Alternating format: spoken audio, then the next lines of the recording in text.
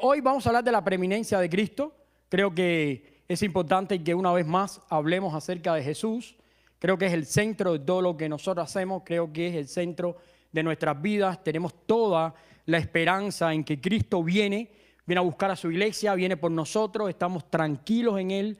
El mundo cada vez está más convulso, pero mientras más convulso se pone el mundo, más tranquilos estamos los cristianos sabiendo que se está cumpliendo exactamente todo lo que la palabra nos dice. Pasa en el Medio Oriente, guerra en todo lugar.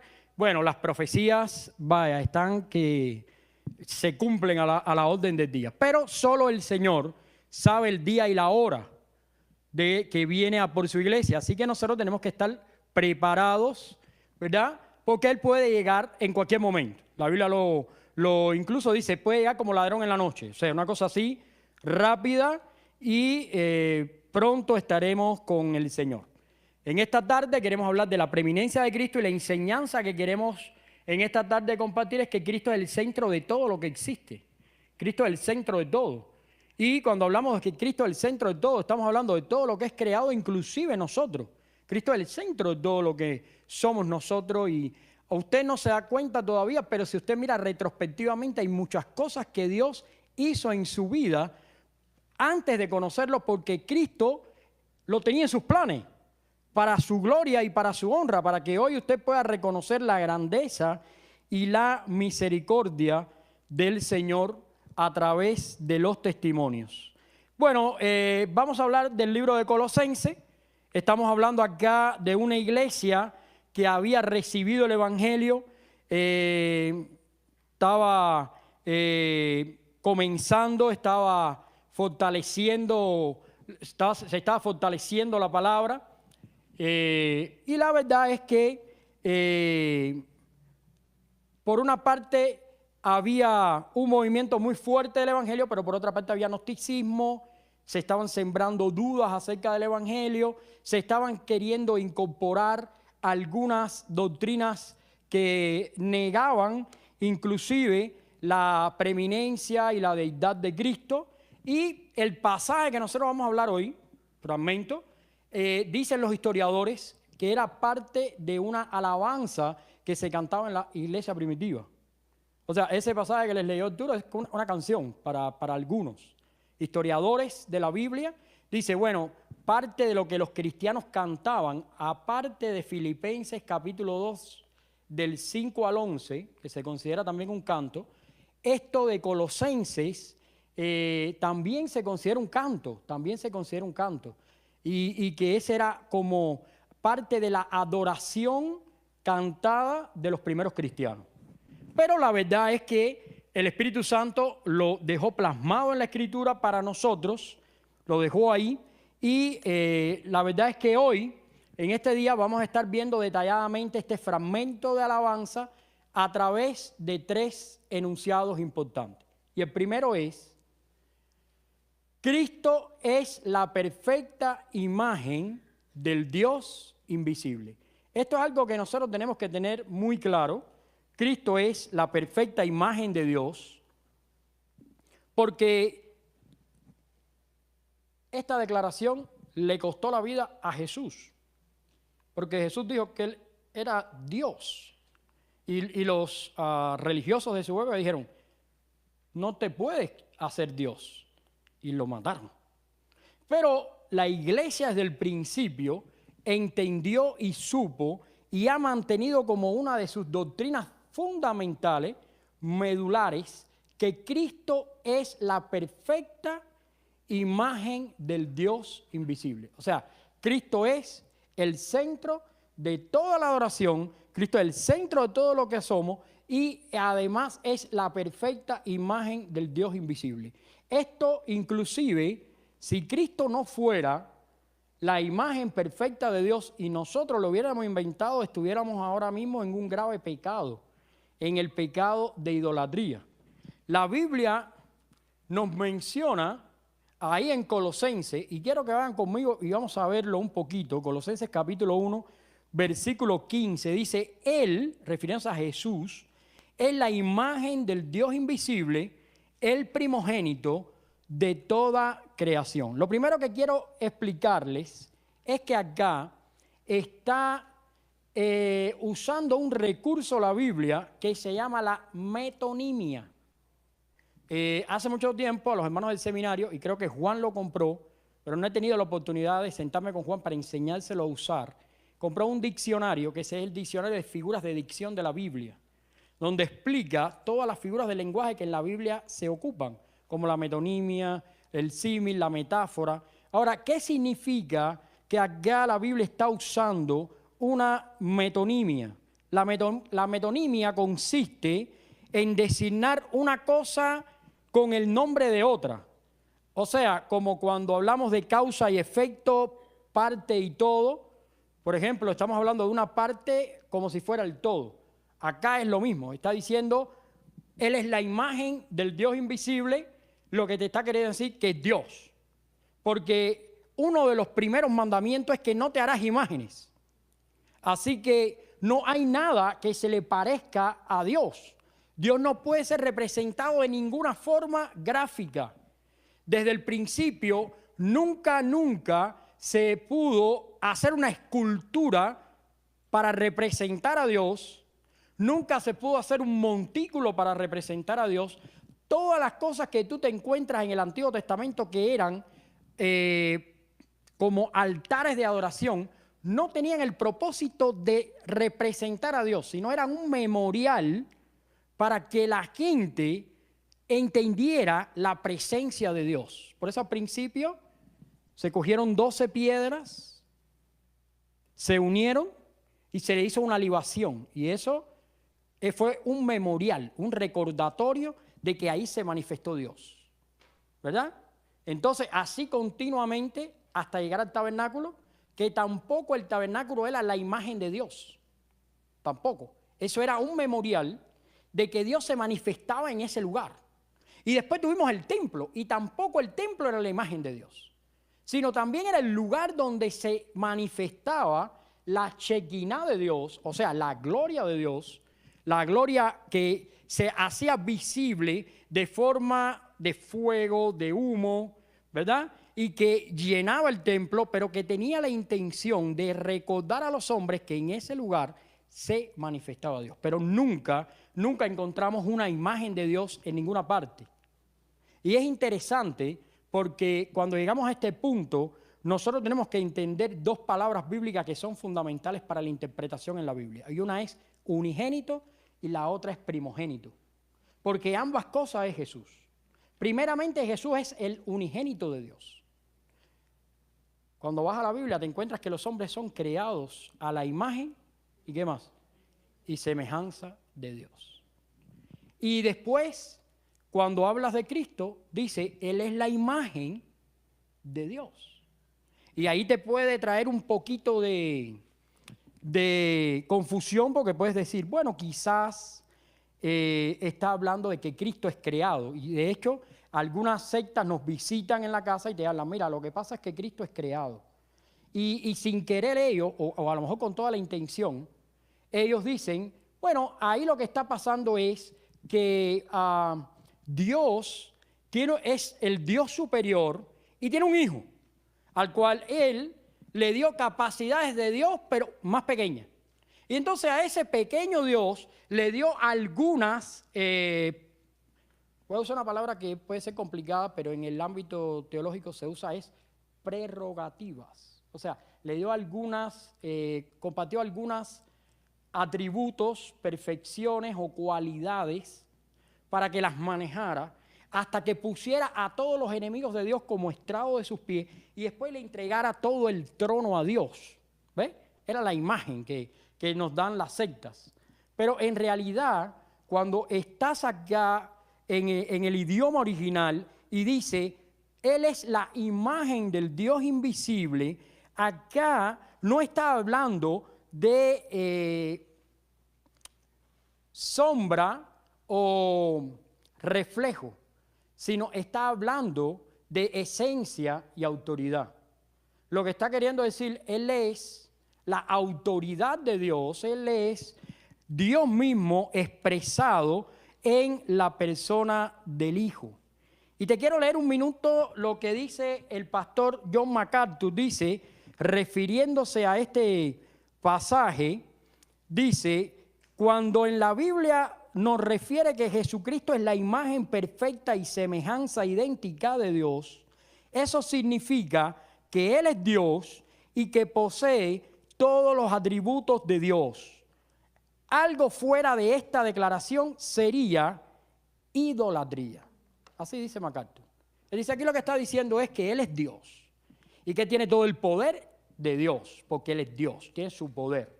Y que Él es la manera en que Dios se ha dado a conocer a los hombres en la persona del Hijo.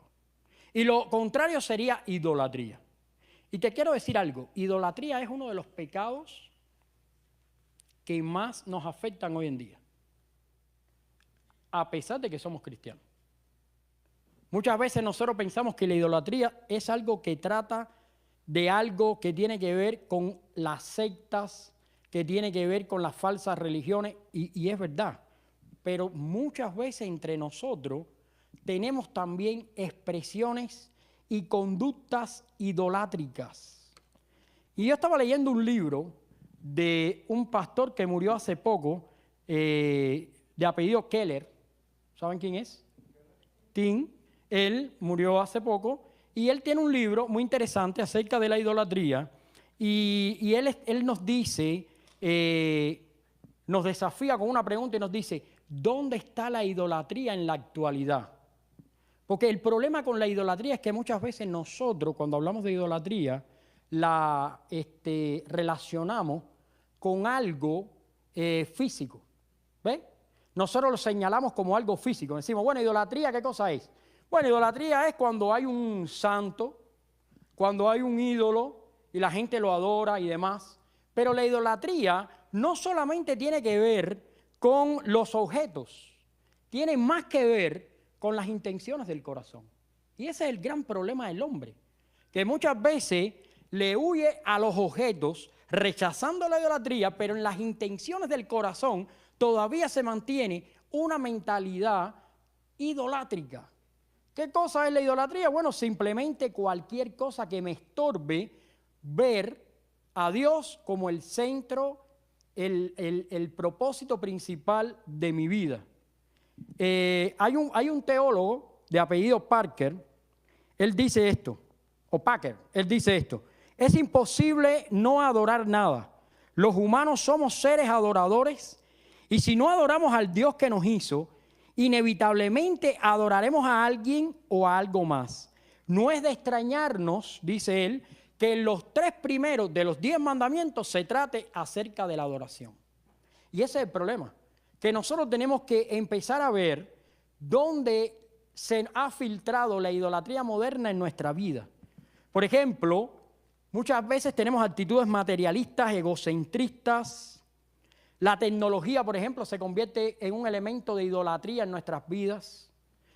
La búsqueda del poder, de la economía e inclusive, y lo más peligroso en este tiempo, las ideologías. Porque hasta nos fajamos los cristianos por las ideologías. Decimos, no, porque este es bueno, aquel es malo, este es mejor, aquel es peor, y todo es una basura porque Cristo es el único Dios verdadero. Y además, te voy a decir, lo único que nos conviene a nosotros es Cristo.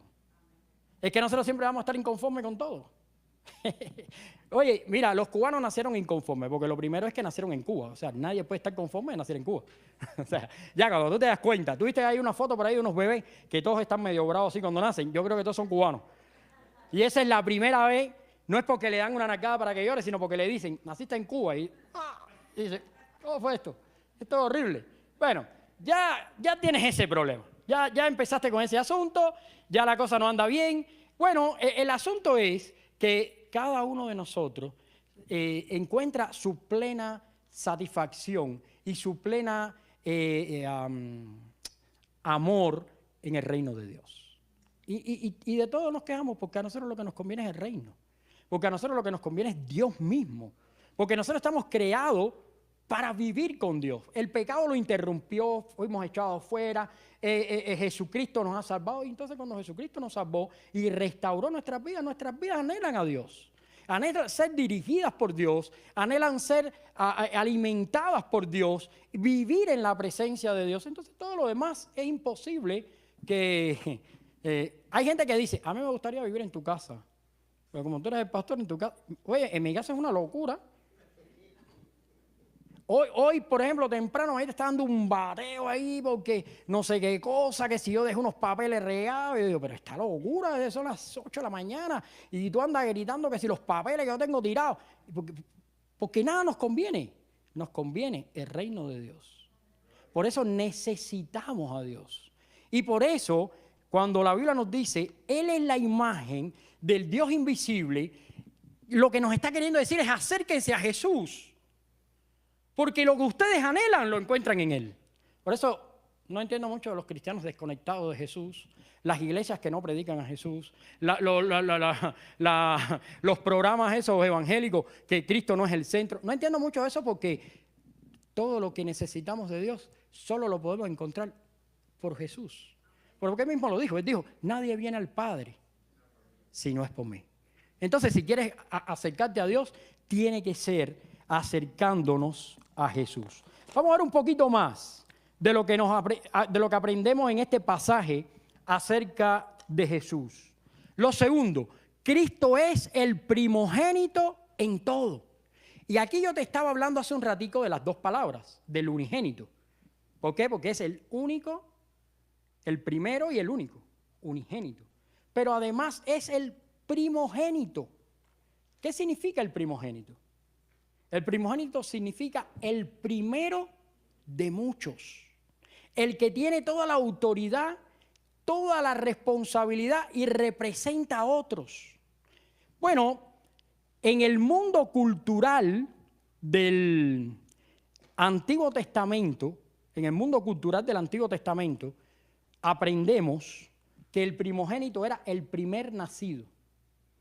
Y que además ese primer nacido se le daba primero una herencia doble y segundo, la capacidad de dirigir los negocios familiares, pero también la responsabilidad de cuidarlos y de multiplicarlos. Ahora, pero cuando vas a la Biblia, te das cuenta que no siempre es así. Muchas veces el primogénito no es el primer nacido, sino el primogénito es el primer llamado. Es el primer traído a la comunión con Dios. Por ejemplo, Adán y Eva tuvieron 2 hijos. ¿Quiénes fueron? Y uno mató al otro. ¿Quién mató a quién? ¿Ve? Pero Caín fue expulsado. Y tuvieron a Set. ¿Quién fue el primogénito? Set, porque la Biblia dice un poquito después que en el tiempo de Set, por primera vez, los hombres volvieron a relacionarse con Dios. Porque la comunión se había perdido por el pecado. Les quiero leer una nota de un libro interesante que me estoy leyendo y que se los compartí del pastor y teólogo Félix Muñoz. Él dice, el problema es que en las Escrituras no siempre el primero es el hijo primogénito, sino aquel que ha recibido el derecho de heredad a su padre.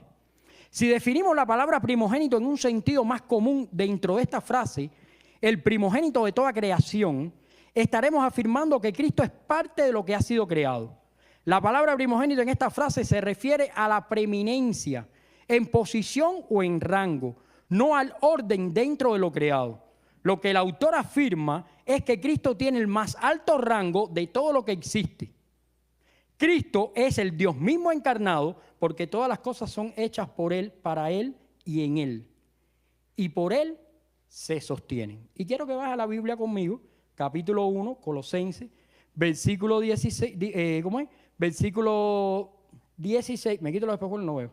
Versículo 16, para que ustedes lo lean ahí. Dice, porque en Él fueron creadas todas las cosas que hay en los cielos y las que hay en la tierra. Y si lees el 15, dice, Él es la imagen del Dios invisible, el primogénito de toda la creación. Así que hay una diferencia entre unigénito y primogénito, porque Jesús, al ser el unigénito, significa que Él es el único en su género, pero al ser el primogénito es el primero de muchos.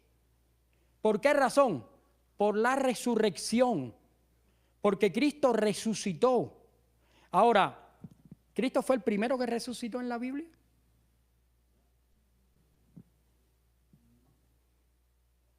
¿Sí o no? ¿Qué resucitó antes que Cristo? Muchos resucitaron antes. Y entonces, ¿por qué cuando Cristo resucitó es la base de nuestra fe si otros ya habían resucitado? ¿Cómo? Porque es santo, claro, él es el Dios santo. Pero hay una causa ahí un poquito más cercana para entender esto. Todas las resurrecciones anteriores terminaron en la muerte. ¿Por qué? Porque resucitaban, pero tenían que morir de nuevo. Pero este es el único que resucitó y dice la Biblia, y venció la muerte. Entonces en ese detalle, la Biblia lleva a Cristo más allá. Porque Él dice, Él tiene el poder y la llave y venció la muerte. Porque Él resucitó para no morir nunca más. Y en eso es el primogénito. El primero de muchos que han sido resucitados con Él y que serán resucitados con Él hasta la eternidad. Por eso la Biblia nos enseña que Cristo no solamente es el unigénito, el único en su género. Él es Dios. Pero nosotros aprovechamos que además Él es el primogénito. El primero entre muchos que resucitaremos con Él y que veremos la gloria a través de su sangre. Tengo una nota aquí que les quiero compartir rápidamente. Dice, Él sostiene y dirige su cuerpo, dándole vitalidad y crecimiento y cumpliendo las promesas de que va a edificar la iglesia. Además, este cuerpo debe ser visto como parte del reino de Dios, a donde el Padre nos ha trasladado y nos ha colocado como a Él le agradó. Mira, hay que entender lo que es la iglesia, porque muchas veces la vista nos engaña y pensamos que la iglesia es todo el que nosotros creemos que es la iglesia. Pero la iglesia tiene que ver con el Espíritu Santo, la iglesia tiene que ver con Dios, y la perseverancia y la preservación de la iglesia se escapa de nuestras manos. Entonces muchas veces nosotros decimos, wow, necesitamos una iglesia que tenga 200 personas. Bueno, la verdad es que esa es una iglesia visible, pero la Biblia no habla solo de la iglesia visible, la Biblia habla de la iglesia invisible, que es la iglesia que vive dentro de lo que nosotros llamamos iglesia. Porque la iglesia son los sacados afuera. Pero la Biblia dice que de ellos uno será tomado y otro será dejado. ¿Verdad? Uno será levantado y el otro será dejado. Entonces, muchas veces tenemos una preocupación excesiva por la iglesia y no comprendemos que el Espíritu Santo está guardando la iglesia. El Espíritu Santo está gobernando su iglesia. Ningún mal puede dañar su iglesia. Las puertas del Hades no prevalecerán contra ella. Así que acá lo importante es, ¿soy iglesia invisible de Cristo? ¿Es Cristo el Señor de mi vida? ¿Él es el primogénito de mi vida? ¿Soy uno más de los que va a resucitar con Él? Son preguntas importantes que nosotros debemos hacernos, porque la resurrección de Cristo es la grande o la más grande y genuina prueba del Evangelio. La más grande y genuina prueba. Por eso la Biblia nos dice que Cristo es el primogénito en todo. Y eso es algo que nosotros necesitamos tener en mente. No solamente es el primogénito y el unigénito, es también quien murió y resucitó por nosotros, autor y consumador de la fe. Y fíjate que Colosenses acá le está transmitiendo estas palabras a una iglesia que estaba confundida en doctrinas, que estaba siendo maltratada por falsas religiones, y el apóstol Pablo, inspirado por el Espíritu Santo, les dice, primeramente concéntrense en Cristo. Él es la imagen del Dios invisible. Si estás en Cristo, estás en Dios. No importa que sepas más o menos, estás en Cristo, estás en Dios. Te has arrepentido de tus pecados, has buscado al Señor y has derramado tu vida delante de Él. Él ha transformado tu corazón, estás en Cristo. Él es la imagen de Dios. Y lo segundo que les dice, el primogénito de todo. O sea que tu futuro eterno está seguro en Dios. Y lo tercero que queremos estudiar en esta tarde, no queremos hacerlo muy extenso, Cristo es la reconciliación entre Dios y todo lo creado. Ese es Cristo Jesús. Vamos a ir a la Biblia. Dice, porque en Él fueron creadas todas las cosas. ¿Ve? En Él fueron creadas todas las cosas. Las que están en los cielos, las que están en la tierra, las que son visibles, las que son invisibles, sean tronos, sean dominios, sean principados, sean potestades, todo fue creado por medio de Él y para Él. Esto, por supuesto, que es una alusión directa al Génesis. En el principio creó Dios los cielos y la tierra. Esto es una conexión directa con Génesis. Acá sabemos la manera en que Cristo creó todas las cosas. Dice, y Él es antes de todas las cosas, y todas las cosas en Él subsisten. Él es la cabeza del cuerpo que es la iglesia, el que es el principio, el primogénito de entre los muertos, para que en todo Él tenga la preeminencia. ¿Ve? Él es el primero de los resucitados. Porque cuando agradó al Padre, por cuanto agradó al Padre, que en Él habitase toda plenitud, y por medio de Él reconciliar consigo todas las cosas, así las que están en la tierra como las que están en los cielos, haciendo la paz mediante la sangre de su cruz. Bueno, Cristo es la reconciliación. La reconciliación es una palabra que muchas veces nosotros hablamos y teóricamente la conocemos, pero en la práctica cuesta un poquito entender de lo que se trata y practicarla también. Busqué aquí un concepto, dice la reconciliación es la restauración de una relación para que vuelva a ser armoniosa después de una disputa. Es poner de acuerdo a dos partes que están en desacuerdo. La reconciliación cristiana es la obra de Dios por medio de Cristo, mediante la cual restaura la humanidad a una relación favorable consigo mismo. Esta es interesante porque el pastor siempre llama a la reconciliación. Y hay gente que nunca se reconcilia. Cuando tú piensas que ya están reconciliados, pues no lo están. Y yo entonces, tú te preguntas, ¿por qué pasa esto? Bien, no se pueden reconciliar con nadie, porque no tienen a Cristo. Porque para tener a Cristo, lo primero que tú tienes que reconciliarte con Dios.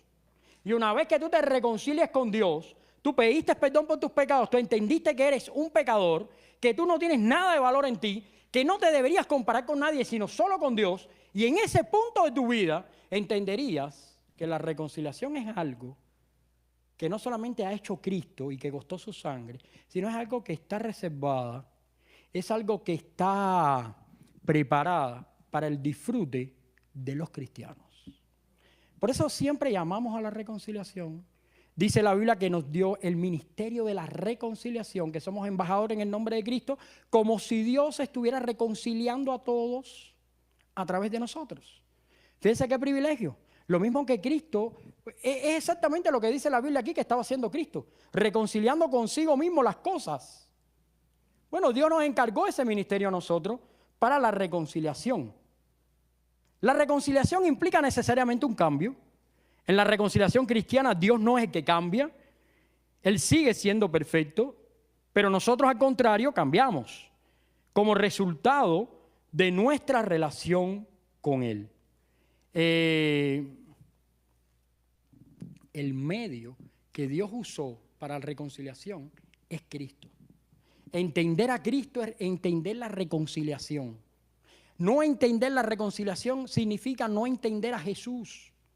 Porque se escapa de la mentalidad humana la realidad de estar en una cruz, que te están atravesando con una lanza, que te han puesto una corona de espinas, que te han dado 4 trompones, 6 galletas, te han tirado para el piso, te pusieron una cosa arriba para que la cargaras, que es además un madero que es horrible para cargar, después de haber sido extremadamente lacerado con un látigo que tenía pedazos de hueso y pedazos de hierro delante que te rasgó la piel, te puso los órganos, y después de todo eso es incomprensible para los hombres que además de haber dicho que pongas la otra mejilla, en ese momento dice: Señor, perdónalo, porque no sabe lo que hace. Y después de eso yo me encuentro algunos petulantes que dicen: no puedo perdonar.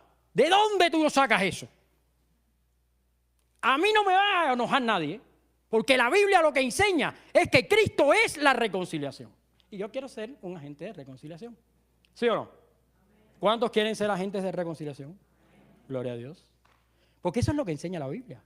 Porque nunca nos vamos a parecer más a Jesús cuando nosotros entendamos la reconciliación. No, porque nos podemos buscar buenos pretextos, ¿eh? No, porque me han dañado. No te he visto con una corona de espinas por aquí. Sí, hay cosas que duelen, hay cosas que son difíciles, pero precisamente de eso se trata la vida cristiana, de ir el camino del Gólgota, de ir al camino a la cruz, del camino difícil, del camino estrecho, de entregar nuestras vidas, de ser vituperiados, de ser inclusive maltratados, inclusive, te quiero decir, injustamente, porque esto se trata de eso. O sea, para que la reconciliación sea de verdad brutal y hermosa, tiene que ser injusta. Pero no me hables a mí de reconciliación si cuando te tiran una piedra tú tiras un saco. Tranquilo. Porque no se puede responder de la misma manera. Jesús no respondió con maldición. No respondió con maldición. Entonces es importante que al ser vituperiados, caminemos el camino de Jesús. Porque además la Biblia lo dice, que el que se humilla, Dios lo exalta. Pero el que se exalta va a ser humillado. Hay muchas hermanas que han visto a sus esposos venir a Cristo y poner las rodillas porque se han humillado. Y hay muchos hermanos que han hecho lo mismo y han orado por sus hijos, por sus esposas y han venido humillados a Jesús porque se han humillado. Han entendido el camino de la reconciliación. Y eso es muy importante entenderlo. Vamos a leer de nuevo, versículo 21, dice, por medio de él reconciliar consigo todas las cosas. Por medio de él. Tenemos que usar a Cristo para poder reconciliarnos los unos a los otros. Versículo 21. Lo que pasa es que muchas veces antes de usar a Cristo para la reconciliación, empezamos a pensar en cuánto dolor nos produjo la ofensa. Y yo lo entiendo, porque es doloroso. Y yo lo entiendo, porque somos humanos. Y entonces viene y te dice, no, estamos en la carne. Yo entiendo todo eso. Pero Jesús también. También fue 100% hombre, también estuvo en la carne, también caminó el camino de la reconciliación, fue a la cruz, expió su vida, pidió perdón por los pecadores. Él no tenía pecado, pero dijo, Señor, perdónalos, no saben lo que hacen. Y ahí entregó su espíritu. Y después todos los demás se murieron, estuvieron en el infierno, pero Jesús fue a la gloria del Padre. Ahí es donde está la diferencia del cristianismo. Que las recompensas muchas veces las andamos buscando en esta vida. Y no se trata de esta vida. Hay recompensas mucho más preciosas en la otra vida. Ese es el punto. Recompensas en la otra orilla. Son las más hermosas. Y yo me imagino a aquellos romanos burlándose, aquellos religiosos tranquilos con su religión. ¿Ve? Anás, por ejemplo, le dijo a Caifás, ya lo partimos en dos. Anás le dijo a Caifás, ya lo rompimos, ya. Se acabó Jesús. ¿Qué hicieron? Fragmentaron a Jesús en miles y miles de vidas. Aquello que ellos querían ahogar allí y querían acabar allí, y ellos pensaron por un momento que aquello se había terminado, que la solución era ponerlo ahí en las manos de Poncio Pilato, que Poncio Pilato hiciera lo que tenía que hacer, después mandarlo allí al Gólgota, que lo crucificaran, y dijeron, bueno, ya esto se murió, se pudrió, se acabó todo, pero ¿qué hizo Dios? Lo multiplicó en miles de millones de vidas. Y después de 2000 años sigue la vida de Cristo trayendo vida. Y eso es lo que usted quiere para usted también. Porque ¿qué pasa? Que cuando usted no se reconcilia, usted infecta a los que están a su lado. Y después usted se encuentra a otros que no tienen nada que ver con el problema, que no tienen nada que ver con la situación, infectados, no por el oprobio, sino por la falta de reconciliación. Incluso opinando del asunto, que es lo más terrible. Cuando no tienen ni ton ni son. Entonces, lo mejor es ir a buscar lo que Cristo nos ofrece. ¿Qué nos ofrece Cristo? La reconciliación, porque Cristo es la reconciliación entre Dios y todo lo creado. Así que si tú de momento con tu esposa las cosas están un poco intranquilas, bájale un poco, pídele perdón a Dios, humíllate y reconcíliate. No me vengas que tu esposa... No, reconcíliate. Es lo mejor, es el camino de Dios, es el camino de Cristo. Te voy a hablar un poquito del fundamento dice, podría decirse que la Biblia es la historia de la reconciliación cristiana. Y las recompensas de la reconciliación son relaciones restauradas, sanidad interior, paz divina y mental, testimonio más fuerte y mayor compasión. Eso lo encuentras en personas que saben el ministerio de la reconciliación. Y yo te voy a decir algo. Lo más interesante en la iglesia es que muchas veces tenemos líderes y queremos ser líderes y todo eso, pero el primer liderazgo que nosotros tenemos que tener es el liderazgo de la reconciliación, porque si no, no sirve lo que estamos haciendo. El de la reconciliación, relaciones restauradas, sanidad interior, paz divina, paz mental, testimonio más fuerte y mayor compasión. Necesitamos acabar de saltar este asunto y salir a tener compasión con los demás. Por eso le quiero animar a que ya no hay tiempo para que se vaya para Honduras, pero el próximo año, si Dios lo permite, váyase para Perú, váyase para algún lugar, habla con Josué para que se vaya para Nepal, para que sea necesitado de Cristo. Y usted está aquí que si yo no me mojé. No, hombre, si el mundo entero necesita de cosas mejores, a las cosas importantes, ¿sí o no? ¿Qué es lo que en realidad agrada a nuestro Señor? Quiero concluir, no quiero ser muy amplio en estas cosas. Cristo, véanlo ahí, Cristo. No hay ángeles, principados, potestades, tronos o dominios que no respondan ante Él o dependan de su existencia. La iglesia no escapa de esta realidad. Siendo denominada su cuerpo, es gobernada, dirigida y vivificada por Él, quien es la cabeza y la ejemplificación viva de la esperanza que la mueve, la resurrección de los muertos. Cristo murió y resucitó para ser el primero de muchos que aguardan la esperanza de ser levantados a vida eterna cuando se cumpla el tiempo de su regreso. ¿Ustedes se pueden contar ahí en ese grupo? Yo me quiero contar ahí. ¿Cuántos dicen amén? Gloria a Dios, nos queremos contar ahí. Pero de ninguna manera podemos pensar que Cristo dejó de ser el que sostiene todas las cosas con la encarnación. Su supremacía y preeminencia no se vieron afectadas ni siquiera al estar clavado a la cruz, ni estando en el sepulcro, y su resurrección nos da una prueba inequívoca de ello. En pequeñas palabras, hermano, lo que les estoy predicando hoy es imposible para los hombres, pero es posible para Jesús. Entonces el llamado es más simple que ahora tratar de disimular y de hacerse un beato y todo eso. El camino es: ame a Jesús, llénese de Jesús, tenga una relación con Jesús, viva para Jesús, entregue su vida a Jesús, almuerce, desayune y coma a Jesús, y usted va a vivir para la gloria del Señor. ¿Cuántos dicen amén? Vamos a tener un momento de oración. Vamos a orar en lo que los muchachos bajan y después tengamos nuestro tiempo de alabanza. Oremos. Padre, gracias te damos porque tú eres bueno y porque para siempre es tu misericordia. Gracias porque nos recuerdas que Cristo es el centro de todo. Cristo es el centro de todo lo creado. Cristo es el primogénito y el unigénito. Y Cristo también es el centro de la reconciliación.